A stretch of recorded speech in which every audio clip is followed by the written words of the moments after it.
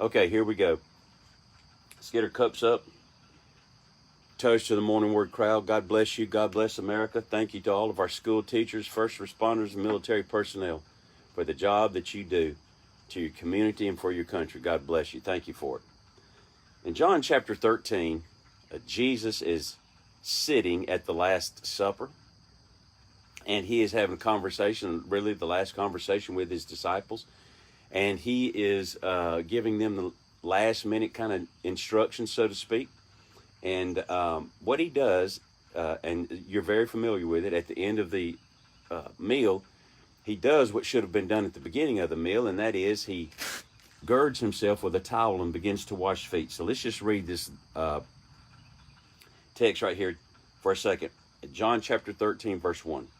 Now, before the feast of the Passover, when Jesus knew that his hour had come, that he should depart from this world to the Father, having loved his own who were in the world, he loved them to the end.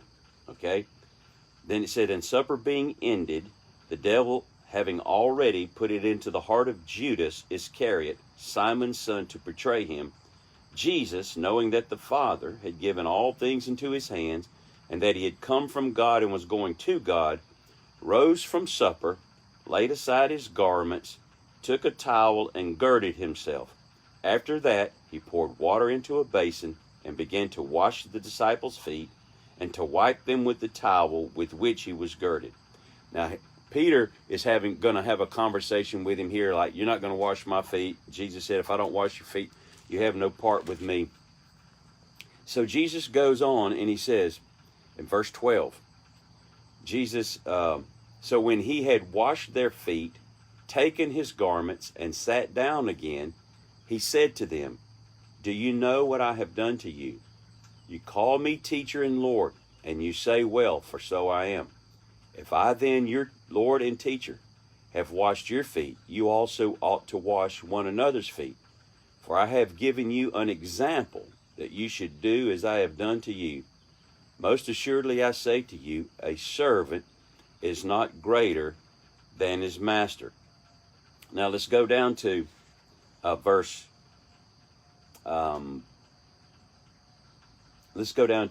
34.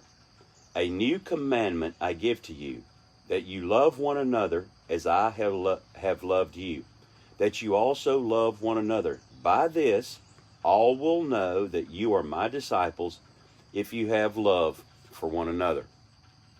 Now, if you look at that scripture, I give you a new commandment, to love one another as I loved you. The commandment to love one another was not a new commandment.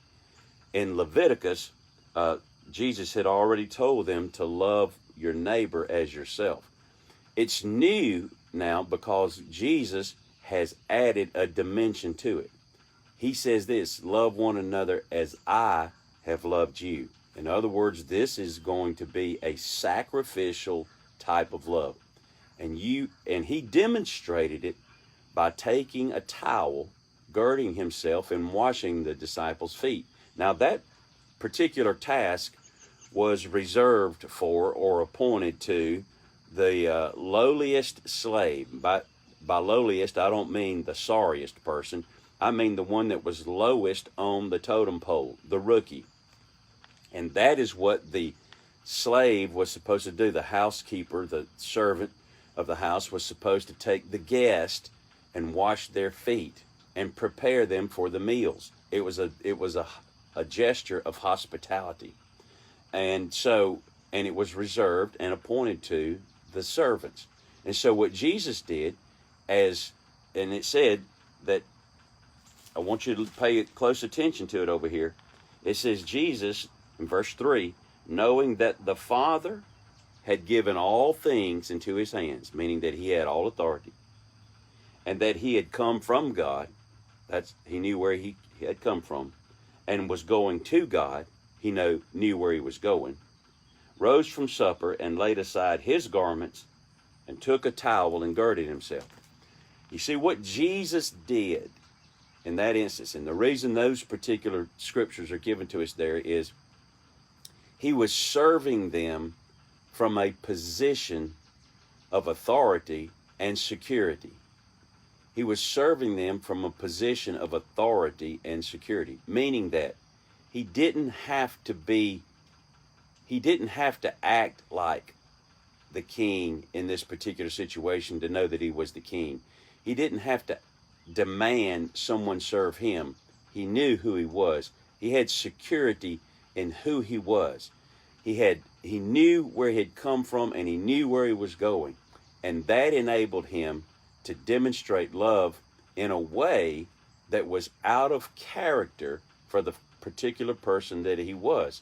He was the king, he was the rabbi, and he should have been served, but it enabled him to serve because he knew. He didn't have to try. Sometimes we're out here trying to secure a name for ourselves. We want to be in charge, and we want people to know that we're in charge. We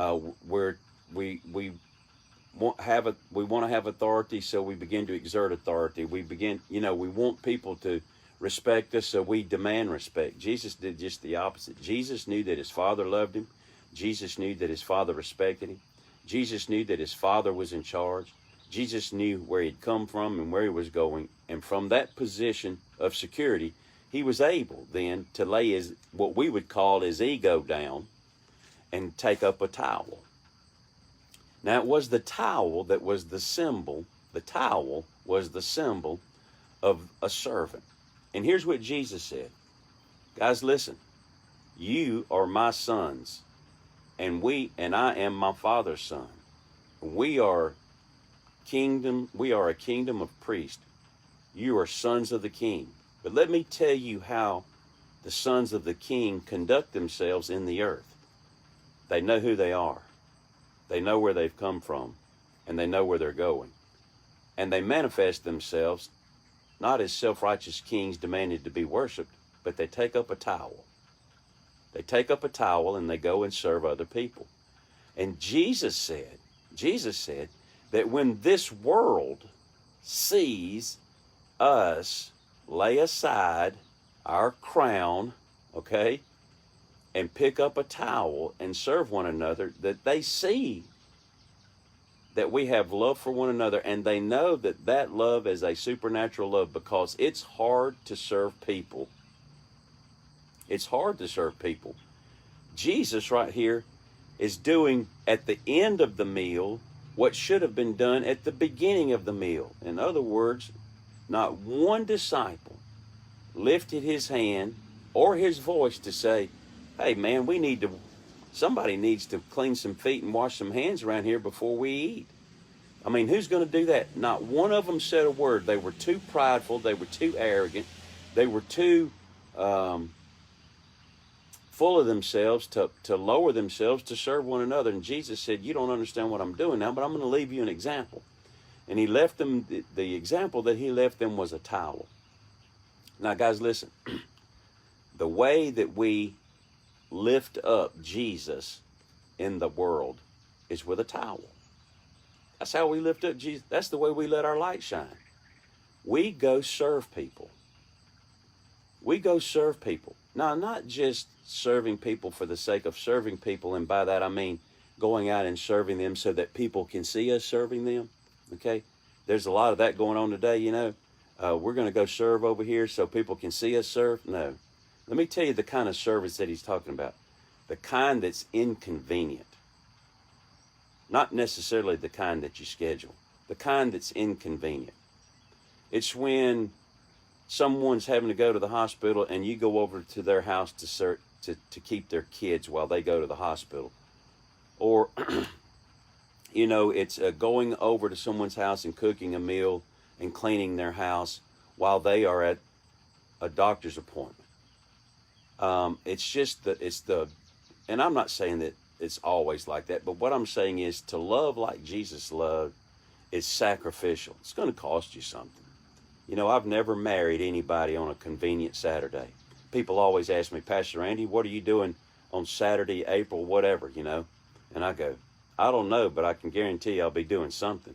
Well, we want to get married. I just want to know if you weren't doing anything. I go, well, I am doing something. And I'm being facetious. Do you have a Saturday that you just are going to do nothing, that you would like to just give it away and do something else for somebody else? Of course not. Even doing nothing is doing something. You know what I'm saying? Doing nothing is doing something. I had nothing planned. That's what I'm going to do. But marrying people is never on a convenient day. Burying people. People never die according to your calendar. People never die according to your calendar. Pastor Randy, are you doing anything Sunday afternoon? I need you to bury my daddy. Well, I was, but, since he died, that was an unscheduled thing. I'm going to change my calendar. It's always inconvenient. And it's not just inconvenient. It's hard in the sense that oftentimes we're called to serve people that really, you and I would have to say, don't deserve to be served. Okay? Should Jesus have washed those guys' feet that day? They should have been washing his feet. He should have said, boys, we're going to sit here until y'all learn the lesson. Now, somebody needs to get that towel and get the water out here, and let's get this thing going the way it's supposed to go. No. Every one of them should have washed his feet. So what does he do? What does he do? He washes their feet. And you and I would be saying, no. They're supposed to be cutting my grass. I'm not supposed to be cutting their grass. They're supposed to be helping me. I'm not supposed to be helping them. And it's always difficult, always inconvenient. Never comes at a convenient time. Always costs you something. Whether it be your pride, your time, your preferences, whatever it is, it's difficult. And so Jesus was saying that when we love other people this way, that other people notice it. Now, it could be love in that you have and sometimes we think of like big things, but it could be little things. It could be a servant's towel like this. You could have a tyrant for a boss, and to serve them, to whip out your towel and to go and get them a cup of coffee and bring it and set it on their desk. Say, hey, boss, it's a good day, isn't it? I was going to get me a cup of coffee, brought you a cup. And he's going to look at you and like, dude, I have turned you every which way but loose. Why are you bringing me a cup of coffee? I mean, it could be a cup of coffee. It could be just a purchase, a happy that you put in a sack and just sit on someone's doorstep. I mean, someone yesterday showed me love. I'm not going to call their name, but picked, prepared, and canned a jar of figs, and they know I love figs on biscuits. I need them like a bullet in the head, but I love biscuits. And Beth they gave it to Beth and said, give this to Pastor Randy, I made it for him. And she showed it to me. Now, that you would just pass that over as not a big thing, but that's a big thing because I know that those figs were picked, cleaned, cooked down, prepared, put in that jar, and sealed and brought to church and given to me, all with the intention and the thought of an act of kindness to me. So see, it's not big things. It could be a jar of figs. It could be a little happy in a sack. It could just be some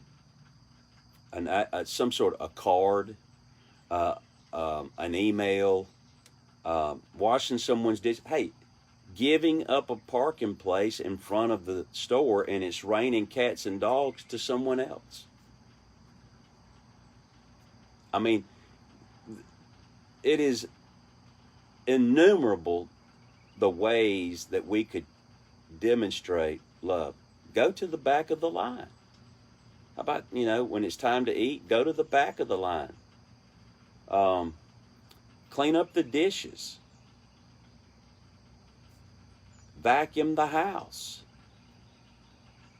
I mean, whatever it is, but to show someone an act of love, an act of kindness, and they look and they go, man, in this world where we all are jaded and cynical because of the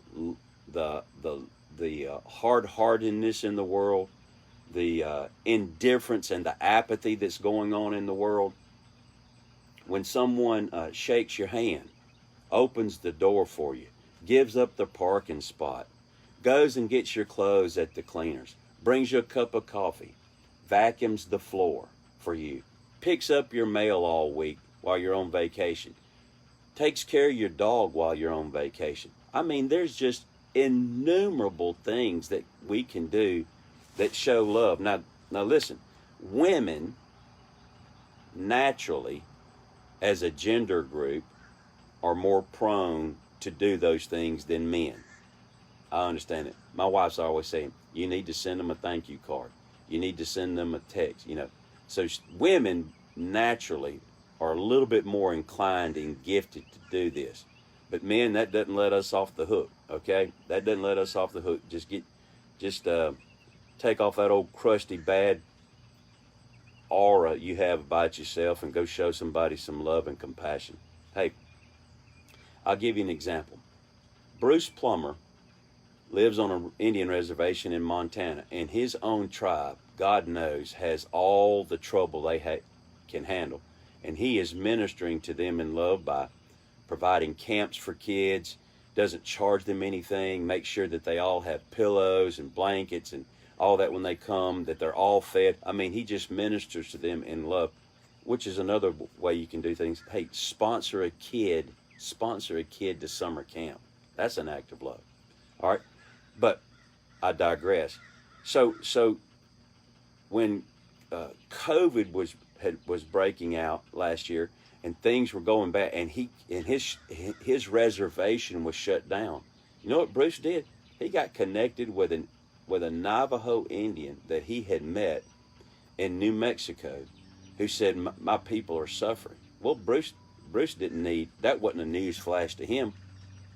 So he said, we need to help your people, but not just with something that'll be here and then gone, but something that will continually help them. So you know what Bruce came up with? I mean, I don't know how he figured this out. He said, we'll make some chicken coops, and we'll buy some chickens from some people in Arkansas, and we will get the coops and the chickens. The coops are going to come from Bruce Plummer, from Montana down, from our group, from Alabama over, and the chickens are going to come from Arkansas. We'll all meet up on a little mission trip on the Navajo Reservation in northern New Mexico, which is exactly what we did. And for 3 or 4 days there, we put together chicken coops and brought the chickens so that the people could raise the eggs, feed themselves, sell the eggs, multiply the chickens, sell the chickens, and it would be a self-sustain. And it's going on. He wants to do that again and again. And he has. He's had a couple of trips that we haven't been with him. So what am I saying? What I'm saying is there was a guy in Montana who was an Indian who had all the trouble he could deal with it on his own, who found another guy in New Mexico who needed help. And he said, you know what? I can't do anything right now on my reservation. It's shut down. So I'm going to go help this guy.